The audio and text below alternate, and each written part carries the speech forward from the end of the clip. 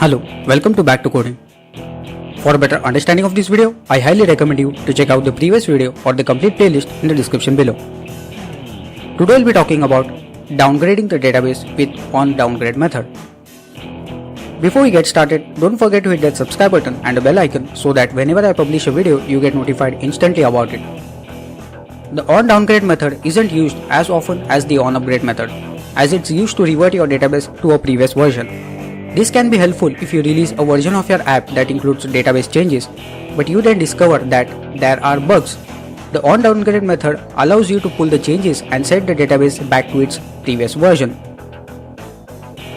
Just like the onUpgrade method, the onDowngrade method has three parameters: the SQLite database you want to downgrade, the version number of the database itself, and the new version of the database that's passed to the SQLite OpenHelper superclass. To downgrade the database, the new version must be lower than the old version.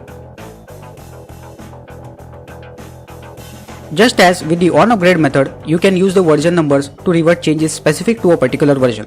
As an example, if you needed to make changes to the database when the database version number is 3, you would use the code like following. This code will run if the user has version 3 of the database, but you want to downgrade it to a lower version. In the next video, we will see how to upgrade an existing database. Don't forget to check my other videos which can be helpful to you.